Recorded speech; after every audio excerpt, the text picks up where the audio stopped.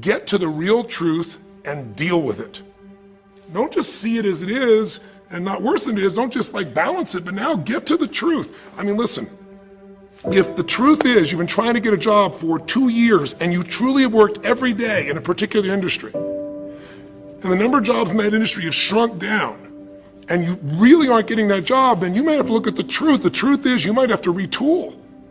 You might have to say, gosh, you know, the industry I'm in is gone. I mean, gross simplistic example, but for years, vinyl records were around for 85 years. And it was a gigantic industry.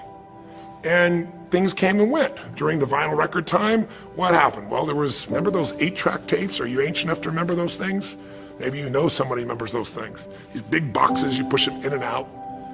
Yeah, 8-tracks came and went, vinyl records were still here. And then cassette tapes came, right? And cassette tapes were smaller and more compact and more convenient and more seemingly indestructible. And they came over here and vinyl records were still selling like crazy. If you had a job in vinyl records, you kept it. But then a little thing came along called the CD. And when that happened, almost overnight, you saw an entire industry that's been around almost a century was gone. If you were the guy that worked in the vinyl record factory and knew everything about it, it was the second generation, didn't matter. It was over. And now we laugh about a CD, right? Because everything in this digital world you can have instantly. Who wants to put on a CD? Pretty rare, still available. In vinyl records, maybe there's a small market of people that are collectors, but it's gone. My point is, if you're in the vinyl record business, you got to tell yourself the truth. You got to see it as it is, not worse than it is, but you also got to get the truth and deal with it. You got to deal with the cards you're dealt. You're going to have to retool. You're going to have to change something. You might have to move. If you live in the Gulf, and I don't support anything that's happened there, who could? It's unconscionable what's happened with BP. But if you live in the Gulf and you're a third-generation fisherman, and you fish for oysters, and they're dead, you better get to the truth. Are they going to be dead for 2 years or 10 or 20 to the best of your ability? And you might say, well, I can't do anything else. I can't. I'm a third generation. This is all I know. Yes, you can. Get to the truth and deal with it. Deal with the card you're dealt with. You got to deal with it, sure, I'm sure legally, but in the meantime, you got to take care of your family. I'm not saying this off the cuff easy because I've been in those situations where it's impossible, it's unjust, it's wrong, but I still got to deal with it just like you. Am I making sense? It's like, you might say, I've lived here my life. You might have to move. You might have to fish someplace else. You might have to, I know you still got to deal with all the consequences, but you got to take back control of your life. There are unjust things that happen, but you got to take control. Your 5 non-negotiable values. Really important to look at your values. What are values? Values are what you're going to value as you go through your days, as you go through your weeks, as you go through your life. Values could be, what are mine? I value beauty.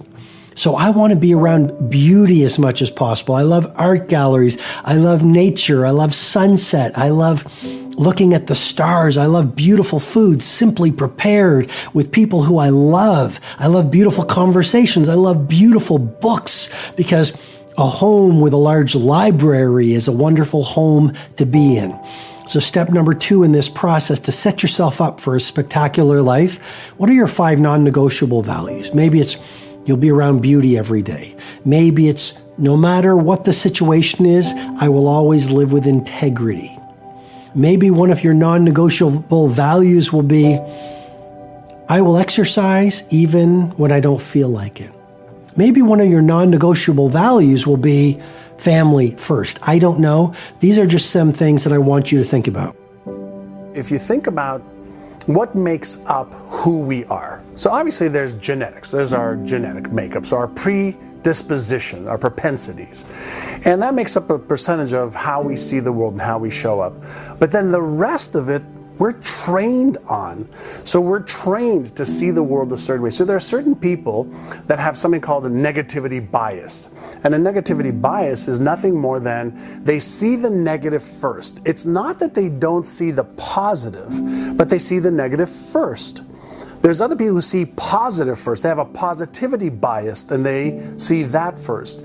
And the truth is, in almost every situation, in every circumstance, there's both. You can train somebody to recognize that there's always both, just like every inside has an outside, every one side of a coin has another side of a coin, every up has a down. That's called the law of polarity. And in the universe that we live in, there is that law of polarity. And so you can teach somebody, say, okay, if your propensity, if the way you naturally are is negativity biased first, great, be aware of that. Then flip over. We call it flip the switch. So if one side of your brain is going negativity first, great. Learn to flip the switch. Go, great. What's the positive side of that? That's a skill you can learn no differently than playing tennis or chess or music. Don't die with your music still in you. I would suggest to you, if you are not creating, and if you wonder what your purpose is, and so many people wonder, what is my purpose? And they talk about, I don't know what my purpose is. You know what that is? Your thoughts about your purpose are your purpose trying to reconnect to you. Like if you want to quit smoking, and people say, oh, it's such a hard thing to do. Well, of course, that's resistance. And then, you know, who wants to do hard things when easy things like smoking are available? But if you, and people say, well, I've been thinking about it. I said, keep thinking about it. Just keep thinking. You want to lose weight? Keep thinking about it. Put your attention on it. Surround yourself with those kind of thoughts, because the thinking about it process is a part of your connecting to it. Eventually, you will connect to it and you will begin to act upon what those thoughts are. But you got to start by thinking about it. Really thinking through and using the power of thought of what you want to be like, what are the skills you want to deliver, what's the service you want to offer to the world. Number 2, the consistency of action to not only create that in your own body and your own mind, but start creating that result in the world. That's really important. Number 3 is courage, because it takes courage to put yourself out there and try to get a little better. Like, it was even just laying in bed, visualizing myself doing something on stage that was way outside my boundaries of like comfort, like walk across the stage really fast, like walk down to the audience and give high fives and, you know, say something strong or, you know, admit something or share something vulnerable. Like, that's courage. That's scary. But the other thing is, I think that you and I have always had, which sometimes is undervalued, is we also had community. We had other people around. You had Lisa, you know, I had Denise. We had people in our industry or our peer set who we looked up to, or who we could learn from, or who we could be like, this sucks, this is hard. And for me, coming back to your emotional element, that has been everything for me. Community. Having people in my life who I can, when I'm on the road for X amount of time, or I'm dealing with a super hard client, or we're rolling out a leadership program to a Fortune 50 company, or I'm doing my first major deal with Oprah Winfrey Network, and I don't know what to do, I am so incredibly fast of asking people what to do. I'm also incredibly fast in sharing how I feel about it. Being like, I feel really awkward about this. I'm unsure. I'm having a lot of self-doubt. How would you deal with it? Like, I'm somebody who expresses his emotions all the time. My frigging tagline is bring the joy. Like, everybody knows that. Why? Because I want to make sure people know we're going to create this energy. Because emotion is not something you have, it is something you generate. Emotion can be an impulse, but feelings is our interpretations of those impulses over a period of time. And I said, I want to feel vibrancy, joy, love, connection, satisfaction, fulfillment in my life. So I'm going to learn to generate those emotions. How do you learn to generate the emotions? You read psychology. How do you learn to generate the emotions? You try. Like, you're just like, we're going to have date night tonight. I'm going to make it a fun night. I'm going to make it a fun night. I'm going to do things to see, can I make people laugh? Can I make people turn their lights on? And you learn to control your own emotions and or deal with them in better ways as you decide to be a more mature person. My biggest advice to give everybody in the world is, like I say, we live in an external world. Everything is you got to see it, touch it, it's external. If you can, for the rest of your life, live inside of yourself.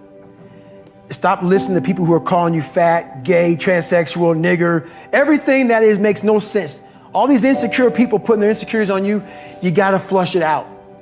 You gotta just be whoever the hell God or whatever the hell you believe in. If you believe in nothing but yourself, I don't care what it is.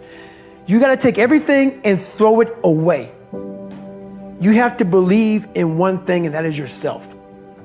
And I'm not saying don't believe in God or what you believe in, but right now, for you to find greatness in yourself, you're not going to find it by looking in a book or by even hearing me. I may give you the spark, but you've got to go inside yourself to find it. And that means you got to be quiet. Shut the f up, go in a room, stop talking, search your soul, search your mind, search your abilities, and you'll find it. But if you're not looking for it, you won't find it. So you got to go start your journey. And the journey starts with you finding, why the hell am I here on this planet Earth? Why am I here? And if you don't know that, you will live the rest of your life searching, always asking the question, why?